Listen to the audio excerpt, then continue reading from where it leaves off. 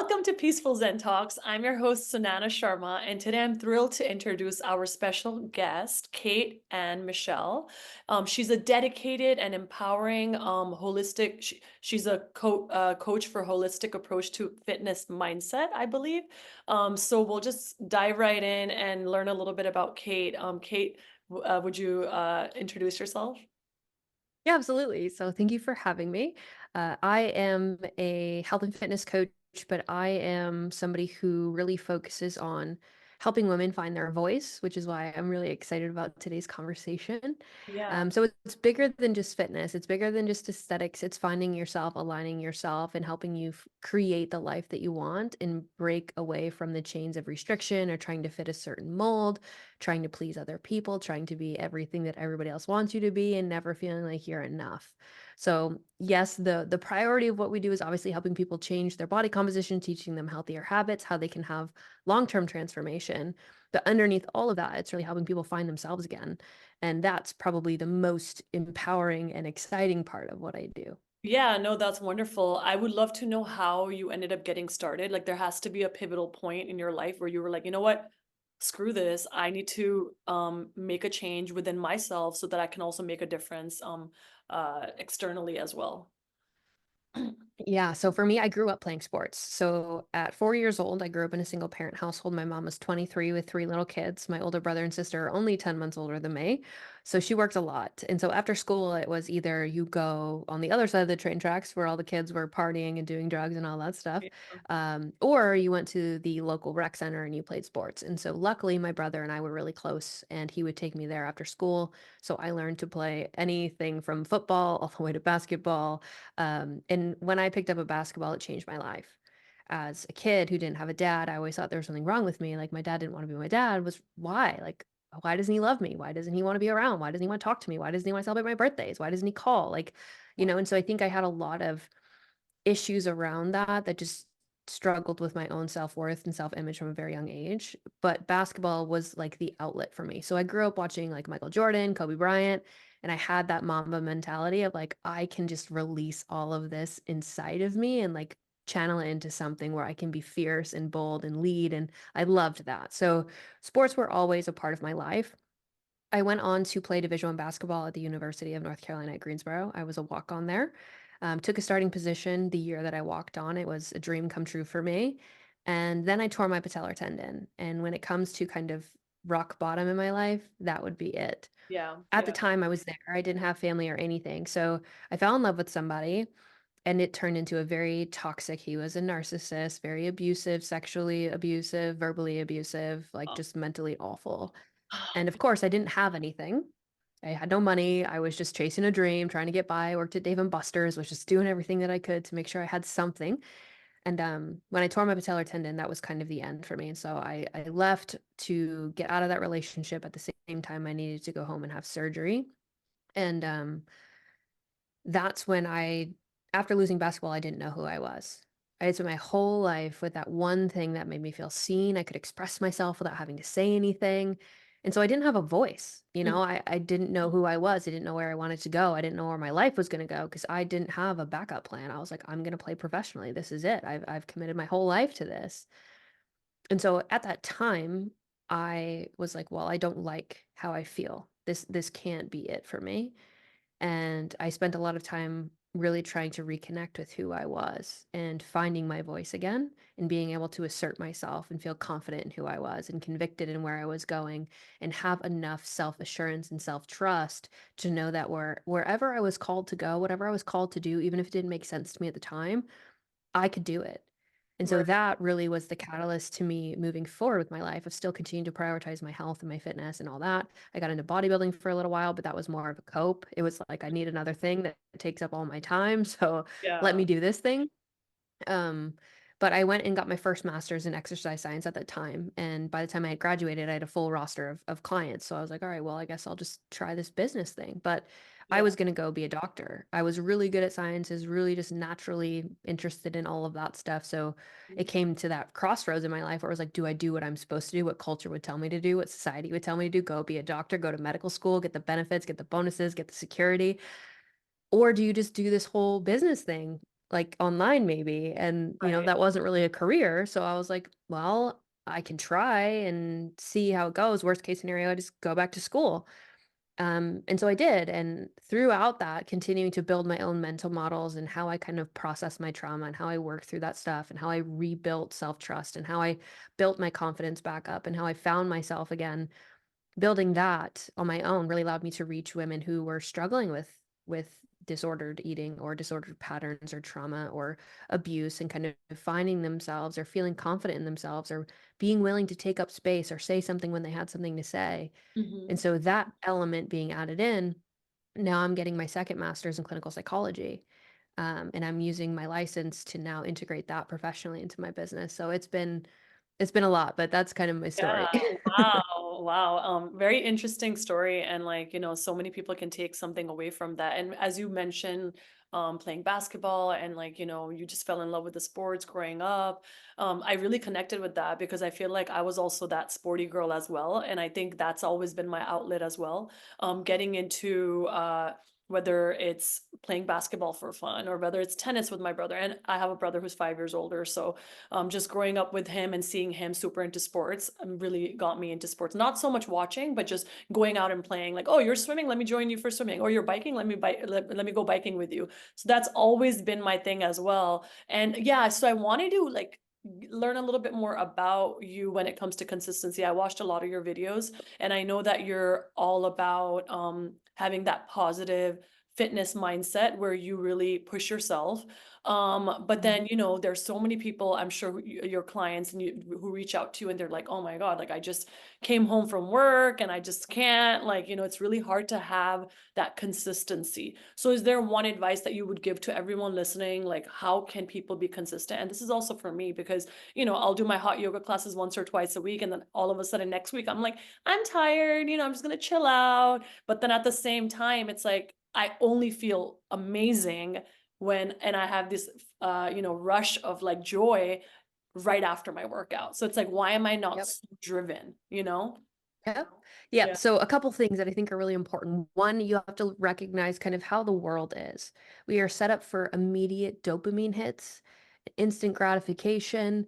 And so when you have to put work effort towards something, sustained effort towards something, and there's no immediate reward, it's really difficult for us now with all of the things that we have access to have the Right. willpower to follow through on doing what we know we need to do, right? So Mhm. that's the first thing, is just to acknowledge like all the things that you're up against. The second thing that I think is really important is thinking about the decisions that you make today. If you are at a point in your life where you're dissatisfied with your body or dissatisfied with your life, every decision that you've made up until this point has caused you to be exactly where you are, which means you have the power to change that. But in order to change the outcome of what you will be in 5 years, 10 years, or even a year down the road, you have to be willing to take away the instant gratification and focus on giving sustained effort. Now, there's lots of reasons that or ways that you can do this. One of them is understanding that a lot of your behavior is driven by your thoughts and your emotions. So most people struggle with their coping mechanisms. Most people struggle with stress management. Mhm. Most people struggle with communicating to their boss, superior, friend, spouse. Most people can't set boundaries. Most people feel as though they're supposed to make sure that everybody else is taken care of. So they're more people pleasers in temperament. So they cannot assert that they need to take some time for themselves without feeling like people are going to abandon them. So it could be an attachment issue. Right. And these are all the things that manifest into the problems that people experience. And so telling people to just be more disciplined or that they're lazy or they need more willpower, just will yourself there, it's not useful. It's just not helpful advice. Yeah. And Yeah. so it's really getting into the root of like, you can be consistent because you brush your teeth every day. I'm assuming if you miss brushing your teeth in the morning, you don't wait until Monday to like brush your teeth again. Right. So the concept that people even can't be consistent is also you just lying to yourself. Wow. It's the fact that a few things are going on, whether it's your belief, your perception of your self-worth, the things that you believe that you can achieve, the effort that you're willing to put in, the sacrifices that you need to make, and the fear of making them, which is what keeps people stuck. And so it's really working through that with a person in a conversation, because everybody's, thoughts or feelings or actions, behaviors, all of the frameworks or frame of reference that they've experienced, the things that they were taught, the things that were spoken over them, the way that they've been treated, all of these Yeah. things drive Yeah. their perception. And your perception will be your reality. And so when it comes to being consistent with anything, first you have to reflect on what is preventing you from being consistent in this arena. Because again, we've addressed that you can be consistent. So what is it about this thing that makes it so hard for you to be consistent? Do we not have systems? Do you have self-esteem issues? Do you feel like you're supposed to be a martyr to your family? And if you set boundaries, you're a bad mom or you're a bad spouse? Have you taken on more than you can chew and you can't tell people no? What is the problem that you personally are facing? And then we can dive into that. But it's That's a really the really good point. association Yeah, really. between how you think, how you feel, and how you cope with those feelings, because most people run from them, but that will never bring you resolution and that can cause more issues down the road, right? So there's multiple different things that you can understand that can drive consistency. One of the things, like you said, we actually have an opioid receptor in the brain. This is, I'm going to get neurosciencey for a Yeah, no second. worries. Yeah, go for Um, it. and so a lot of people avoid training hard or pushing themselves to a degree in which it's really tough. I don't mean training to failure. You do not need to train to failure to have this response. But what you need to understand is that pain and pleasure are actually correlated. And so the reason that you feel so good after a workout is probably because you worked really hard and you were surprised a little bit by your performance. And you're like, holy fucking shit, that was amazing. Right, and Yeah, so that's one of the other arenas of your brain that you can leverage to yeah. help you be more consistent because now you're more excited about feeling that way again. Now you're chasing that feeling and knowing that that was the stimulus that drove that feeling, you're more likely to repeat the behavior. So that's just one of the 6 different areas of the brain that you could leverage to help you stay more consistent.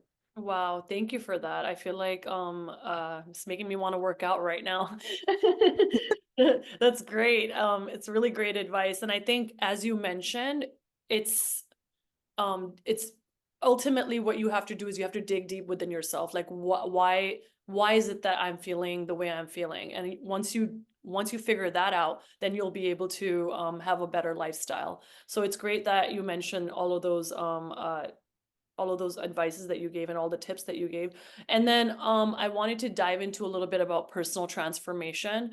So as you mentioned, you had an injury, and then after that, that's when you had this realization. And unfortunately, I feel like sometimes it it's unfortunate, but it takes some sort of an injury or some sort of a health issue for us to realize, "Oh, shit, I need to get my act together and I need to start working out now." So, for the people who haven't I hope no one gets hurt, but, like, for people who haven't had that experience in their life and they're just going, on a day-to-day basis how they're living and they're fine with their body, let's just say, and they're like, "You know what? Everything is fine. I'm eating healthy, or I'm trying to eat healthy." And workout is not something that, maybe they um were taught at a younger age and they're just fine living their life. So I guess my question is, for people like that, what kind of advice would you give to them, especially when they feel fine with their day to day? Yeah, yeah, this is a great question. So I'll shift it from injury to more of like hitting rock bottom. And the reason Yeah. that people wait to until they hit rock bottom is because of something called the beta region paradox. Essentially, people wait for things to get so bad that they have to address the issue, whereas they would have been better off by changing the situation earlier on to prevent them from getting to that point. And Yeah. so one of the big questions that we have in the health and fitness industry is, can somebody be overweight and healthy? Now, this is a tricky line to walk because you have to be honest, but you also have to look at, there are people who will go to the doctor in their early teens, early 20s, who might be a little bit overweight, but all of their metabolic markers are okay. So we have to ask why that is. And the reason for that is you feel fine now, but having excess body fat, having excess inflammation consistently and chronically over time will inevitably lead you to a path where you have metabolic effects, right? You are metabolically compromised. And so it's not about waiting until the end, until you have to pick yourself up from rock bottom, which most people will do. And again, like, I'm not here to judge you. I've done similar things in different ways in my whole life.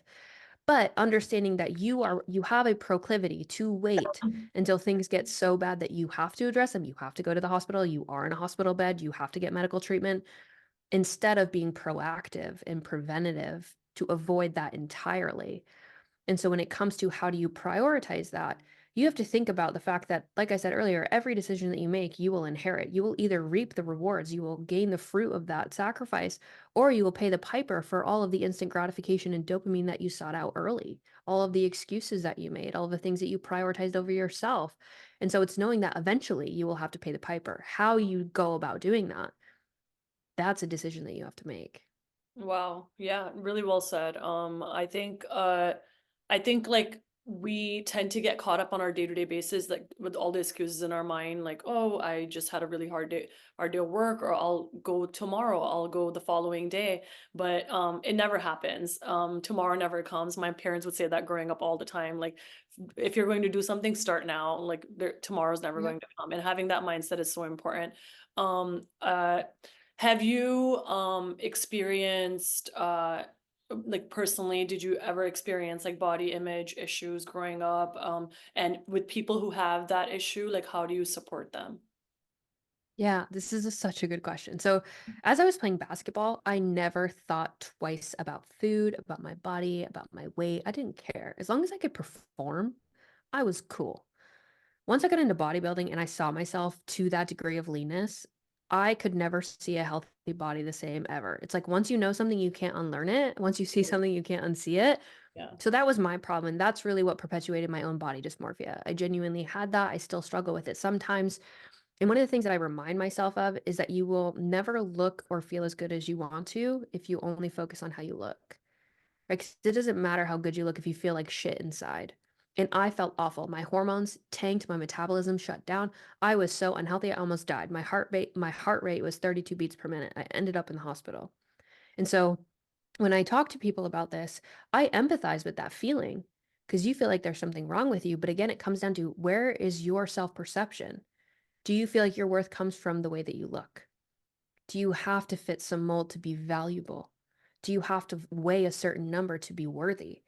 And if you believe that, who told you that? Do you care about their opinions? Are they leading you down a path that is creating a life that is full of love, joy, and fulfillment? Because if they're not, why does their opinion fucking matter? And it's And challenging so while I now with social media in the picture. I think that makes it a lot more challenging. I mean, there's pros and cons to everything in life, and there's a lot of great things we can take away from social media, but there's also a lot of times that unfortunately we're going to compare ourselves. As much as we don't want to compare ourselves, if we're getting certain reels and they're it's challenging. It's really challenging to come across real sometimes, and like you have to remind yourself, hey, you know what? I'm on the right path. I'm doing great. You have to have that positive mindset and have to have those positive affirmations for yourself, because there will be moments and there will be times where naturally as human beings we do tend to compare to a certain extent. And to be able to unlearn that habit, and if you've done that pretty much your entire life, it is really challenging. I think every little step counts, like just recognizing that you're doing that. But then again, like body image, like I'm an educator. I've taught elementary for a pretty long time. So even with my students, like they talk about that at such a young age. Now they have Instagram and they're like, oh, like everyone has to look a certain way. I have third graders putting lipstick on in the classroom. I spend a lot of time thinking about because I want to be a mother. But I can't imagine where this culture is going and all of the pressure that women experience. I mean, now you can agree to disagree with me, anybody who's listening to this, but women are expected to now have kids, take care of the kids, take care of the house, cover everything, work a 9 to 5, and stay beautiful and young Yeah, and low yeah, stress and be fun and happy and uplifting for their yeah. husband who just worked their 9 to 5. It's like, tell me how women are supposed to navigate this culture exactly and come out on top. Like, I just don't see that how that comes to fruition. And then you put that pressure on young minds who are again not they haven't fully formed. They don't have foresight. They can't assume consequences down the road. They don't have that long-term vision. They can't see that.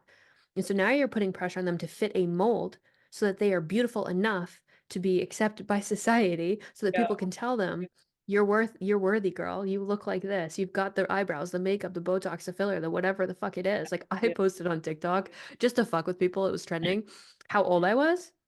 And they were like, I mean, some people will troll you. Some people are like 20, some people are like 40. I'm like, but it's just funny because Yeah. it's like if you go on social media, if you're not somebody who can afford, filler or Botox or getting your eyebrows microbladed or whatever, like I definitely have wrinkles. Like it's just, natural beauty's like out. And I guess for me, I have nieces and nephews and I see younger kids coming up in this culture and I am just somewhat terrified for them. I mean, did you see the whole thing with Sephora where these Yeah. 10-year-olds were like ripping the shop apart? 10 years old. I was out playing in dirt. Like I wasn't worried about my makeup. I learned to do Yeah. makeup like 2 years ago. But Yeah. it's wild and there's so much pressure and I think it just comes back to when you talk about comparison and again, young Young women won't understand this, and that's why my heart breaks. But for older women who are struggling with comparison, you need to pause and ask yourself. I find myself doing this when I feel that way. Who am I doing this for? I'm not doing it for them. So their opinion about me doesn't matter. I'm doing it for me. I'm doing it because it makes me better. I'm doing it because the person that I become will inherit the fruits of my labor today. That's who I'm doing it for. I'm doing it because it makes me feel good. I'm doing it because it makes me proud of myself. I'm doing it because it builds self respect.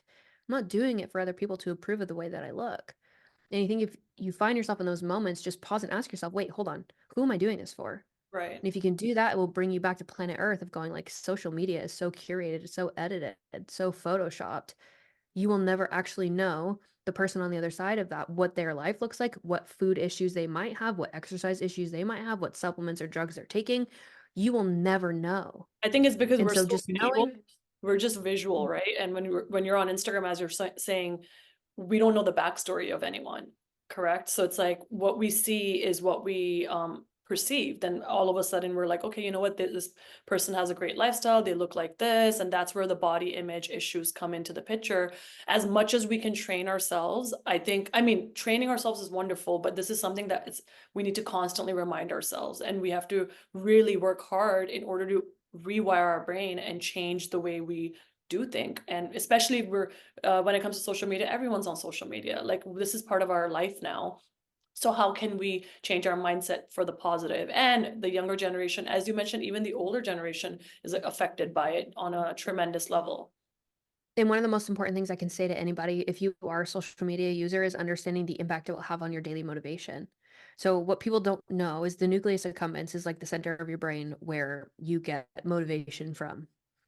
And at the beginning of the day, so after you've slept overnight, your dopamine is high. Now, a lot of people say you don't need dopamine, but that's actually not true. It's what drives motivation. It's what allows you to give sustained effort towards things. And so the first thing at the beginning of your day is when you want to do the hardest thing that you need to do. Why? Because you can engage in sustained effort. If you use the other parts of the brain like pain and pleasure, sustained effort, you feel rewarded. It re-incentivizes that behavior cycle over time. However, think about your dopamine charge kind of like an orange. When you have an orange you've just cut in half, the first time you squeeze it, there's a lot of juice that comes out. All right, so that's kind of like your dopamine. You do this hard thing in the morning, it's going to take some of your dopamine out. But at the end of the day, you need a highly dopaminergic source to pull that out, which is what you can do on social media. You will still get the same pleasure reward from scrolling TikTok at night as you do in the morning. The difference is it's pulling out the last bits of dopamine, still driving the same amount of pleasure. But if you do it in the morning, it's going to drop your dopamine from 100 to like 20. And then you're going to struggle to go, I need to go to the gym. I should go to the gym. I told myself I was going to go to the gym. Right. No, I'm just going to Such do a it good point. tomorrow Such a good point. because you've leveraged that dopamine to do Yeah. something stupid with your time. And so Right. what I would encourage most people to do is, especially first thing in the morning, don't open your phone. Don't get on social media. Like spend that time investing in yourself. It's not Wow. going anywhere. All the trends and all the gossip and all the toxic shit will still be there. And then you will have you will still get that pleasure reward from watching people scrolling, do whatever you're doing, but Yeah. that's after you've taken care of yourself first. That's And I such think a that good, just understanding that, yeah, I is love really, that. really helpful.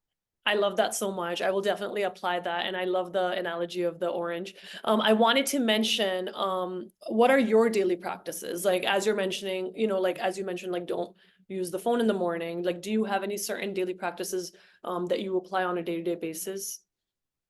Yes. So a few things now, I am not somebody who's into this like whole I have this elaborate morning routine. I don't know that that's necessarily like the mental masturbation of it all. I don't find to be helpful, but I do have different like rules for I myself just to make have to sure that say, I'm functioning. I just have to say, I love the brutal honesty. Like, you're so funny. I'm definitely, yeah, I just say what I think. So if I'm offending you, I'm sorry, but Oh, you're stop doing great. that. Love that. Your mind can go in better places. So I personally don't have like this elaborate thing, but I do have a rule where I leave my phone in my kitchen at night. So I wake up because my circadian clock is very well regulated. Go to bed around the same time. I wake up at 5 every day on the dot, regardless. So I'm Amazing. up at 5. I get up, right? I typically actually write first thing in the morning. So my brain dumps in the morning are the most creative. I have my most thoughts. I'm in touch with myself. I live by myself, so I'm not walking outside when it's dark outside. But after I do that, I tend to dive into some work. So I'll work on projects or outline ideas or different concepts that I'm working on as far as project stuff or like I said, my creative mind is highest in the morning and actually late at night. But After that, I then get to the gym. So I will work for about 3 hours from 5 to 8, and then I'm in the gym from 8 to 9:30. When I come back, right, that's when I can open my phone or do whatever I need to do, check in with what I need to check in with. I do not get on social media. I actually then will come back, have breakfast, and then I'll get into my work. At the end of the day, which I think is probably the most important system that I have, for anybody that's trying to be more productive or get more things done or just gets really overwhelmed with feeling like they have an endless to-do list and they're like having procrastination just by over analyzing what they need to do. It's overwhelming, so they don't do anything. At the end of the day, what I do every night is actually plan out the first things that I'm gonna be working on tomorrow morning. So if you're talking about having a successful day, it typically comes from planning out the night before. So I know what I'm doing when I wake up at 5 tomorrow. It's already written down. This is my big focal point for that deep work block. And then when I get up and come in my office, I already know what I need to be functioning. I know what I need to be focused on so that I can move the needle on those things, which helps me feel accomplished by 8 a.m. Right, and Wow. so just having a plan for the next Yeah. day is the way that you set yourself up for success. Now, if you're somebody who's trying to get into your fitness stuff and you're trying to figure out nutrition, like planning out your meals at minimum the night before, you don't have to think about it now. You just eat what you have planned Right. when you're hungry, and you don't have to use the mental energy or stress or strain to figure out what am I going to eat? I need to portion that out. Now I need to cook this. I don't have that ingredient. Like you just didn't plan. And without a plan, you're setting yourself up to fail. And so Wow. just thinking about it from the night before can make you significantly more productive the next day. That's great. And then as you mentioned, the whole routine that you have morning and nighttime, how did you get started? Like, was it something that did someone motivate you to get started? Are you friends with someone who does the same thing? Or is this what you've been doing your entire life? Like, was your mom a motivator factor? Were your friends? How did you get started and when did you get started? So I will say I was always an early riser. Always. I've also been a very difficult sleeper. I don't know what that is, but my brain is just wild all the time. So, I've always had my best thoughts in the morning. So I used to like wake up, get dressed, and go to the gym, right? That was how I kind of previously did it. So I've modified some of the things just based on how much I've grown and what my business needs and the things that I need to get done. Like obviously being the head coach in the business, but also being the CEO on the business. And so I just had to create space for those priorities in my life. But knowing my own natural proclivity to just have a ton of energy, I'm very much a morning person. I could get up and go to a dance class. I think clubs should start at 4 a.m. and go until like 7 before work. I feel like that would be great. I'd be there. So knowing that, I want to leverage that amount of energy and clarity and like cognitive focus that I have. And so just understanding myself helped me go, okay, well, I am the most creative in the morning. I'm the most fluid. I'm the most focused. So I need to then arrange my projects or the things that are most important to my life right now to handle those things first thing because I know that's when I'm going to be the most productive in my day. Right. But everybody's different. So some Yeah. people Yeah. are really productive between the hours of like 12 and 4, and if Hmm. that's your flow, then just make sure you Right. leverage that. Or if you're a night owl Right. and you're like 11 to 2 a.m. is when I'm like Yeah. in it. Yeah. There's no perfect way to do it. It really comes down to what are your natural patterns. And if you don't know, spend the time to know that about yourself, because then you can leverage that about you and then allow that to advance you forward naturally. Absolutely. And I think, as you mentioned, having that self-awareness and really knowing yourself is crucial. So that's great. Learning so much, and I'm sure everyone else is as well. I would say then one last advice. I always ask everyone, all my guests, like, I mean, there's so much advice that everyone provides, but one key advice that you can provide for listeners, people watching, that allows you to, wake up each morning and just carry on with your day. um it doesn't have to be one, it could be multiple, but yeah. So I think one of the most important things that there's two fundamental concepts that most people will struggle with. One is permission, the other is acceptance. Right, so permission to fail, permission to try, permission to dream, permission to set boundaries, permission to speak when you have something to say, permission to love, permission to have passions, permission to chase the curiosities and the inclinations that you have or the actions that you're called to take for yourself. That's terrifying for most people, right? They want to do something, but they're like, I don't know if I can do it. I'm scared. I'm nervous. People are going to judge me. People might reject me, people, whatever. So Yeah. one is like giving yourself the permission that you need to do whatever it is that you want to do. You're gonna fail, but that's where you learn, and you have to know that that's okay. Yeah. Right? The other side of that coin is accepting, right? Accepting that not everybody's gonna like you, accepting that your parents might not understand the path that you wanna walk, accepting that the person that you trusted broke your heart, or whatever your ailments might be, just learning to move into a position of permission and acceptance can help you start to take those steps that will feel rewarding because not because they're gonna work out or not because it's all gonna happen when you want it to happen, but because you are actually, giving yourself permission to be aligned with your own desires, aligned with your own vision, aligned with yourself instead of trying to figure out what box do I need to fit into, what tasks do I need to get done to make everybody else happy, what do I need to do to be good enough, what do I need to do to be small enough, pretty enough, fit enough, wealthy enough, whatever it is, Yeah, the yeah, enough that you're chasing. And so understanding that you're never going to get that feeling from trying to chase external things. definitely. Only will you find that fulfillment and peace by aligning the internal and then giving yourself permission to function that way. And that will lead you down a path that is the adventure of your life. Yeah, wonderful. Amazing advice. And I think it's very liberating to be able to just be yourself and not have to, as you mentioned, fit into that box. Thank you so much. It was You are amazing. very welcome. You're brilliant. So, and you talk really fast too. Thank you. Thank you so much. Yeah, it's a passion. Yeah.